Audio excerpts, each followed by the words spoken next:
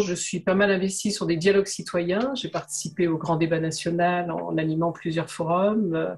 J'ai suivi de près la Convention pour le climat et aujourd'hui, je travaille avec une association qui est en train de créer une convention pour 150 dirigeants pour le climat. Donc, j'aime vraiment l'idée des ponts entre la société civile, les élus et les organisations parce que je suis vraiment convaincue que ces forces-là, si elles arrivent à se mettre ensemble, on peut faire des choses magnifiques. Pour moi, c'est avant tout l'écologie intérieure, c'est-à-dire une révolution intérieure culturelle pour vraiment dynamiser d'une manière pérenne un engagement collectif qui rassemble et qui puisse bâtir les fondements d'un monde nouveau. Je suis travailleur social, donc forcément la notion de débat contradictoire est importante pour moi. Je pense que les solutions ne peuvent venir que de la diversité. Je me dis qu'il y a quand même des choses à faire pour essayer de ne pas uniformiser les pratiques et pouvoir continuer à garder de la diversité et de la divergence de points de vue. Et donc vraiment l'idée du local et du débat contradictoire m'intéresse et de pouvoir continuer sur une divergence de points de vue qui, à mon sens, est très créative et créatrice. Est très amoureux de l'Inde et donc j'étais ces dernières années coordinateur de la grande marche Jai Jagat qui était une marche de petits paysans sans terre qui partaient à pied de Delhi et qui devaient arriver jusqu'à Genève et qui malheureusement sont arrêtés en Arménie avec la Covid-19.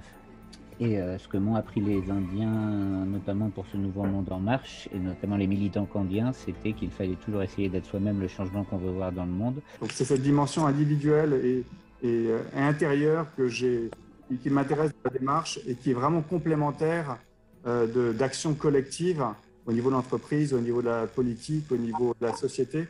Mais l'un sans l'autre, à mon avis, ne pourra pas aboutir. Voilà, donc c'est cette démarche individuelle et personnelle que je trouve motivante.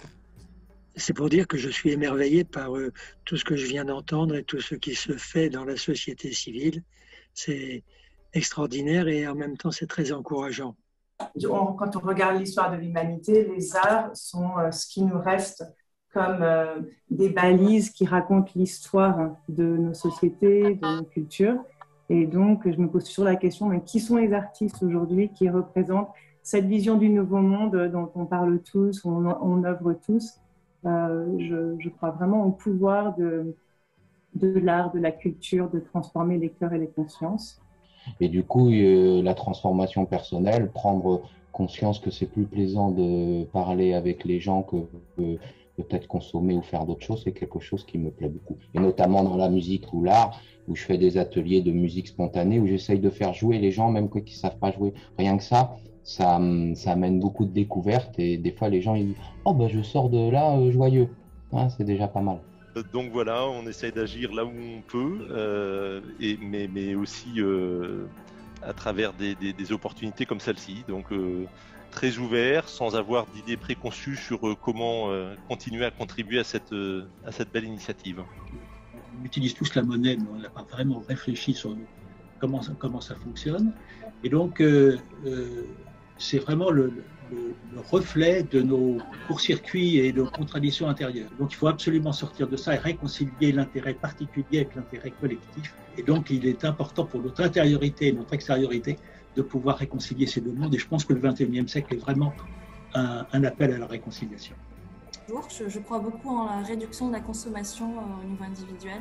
Parmi ces leviers, un me semble particulièrement important, c'est celui de la réduction de la consommation de viande et de produits laitiers. Je suis engagée surtout dans l'Association végétarienne de France, qui est donc la principale association de promotion de l'alimentation végétale en France.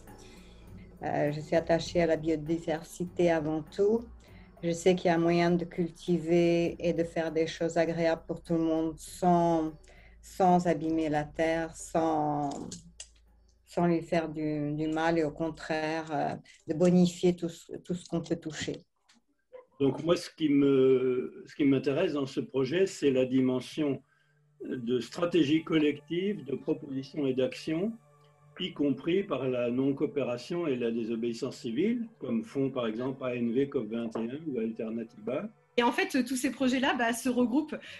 En effet, je pense qu'il faudrait essayer de porter notre livre, du coup, au niveau politique, parce qu'il y a beaucoup à faire. Et je suis convaincue aussi que le partage, les échanges et les rencontres vont faire qu'on va arriver aussi à changer notre monde. Puis là, cette année, moi, avec le Covid, c'est vrai qu'il y a eu aussi un gros choc et j'ai voulu aller plus loin dans justement que simplement des reportages, etc. Et je me suis formé à la fresque du climat. Qui est un outil que vous connaissez peut-être, voilà, qui est un outil assez simple, 42 cartes, et qui interpelle beaucoup les gens parce qu'enfin, en 2h30, 3h, on prend conscience, même parfois les plus récalcitrants, de l'état climatique dans lequel on est tous plongés. Pour montrer que dans la simplicité, on peut avoir vraiment tellement de beauté et qu'il n'y a pas besoin justement de consommer, voilà, que le beau est partout et il est simplement autour de nous.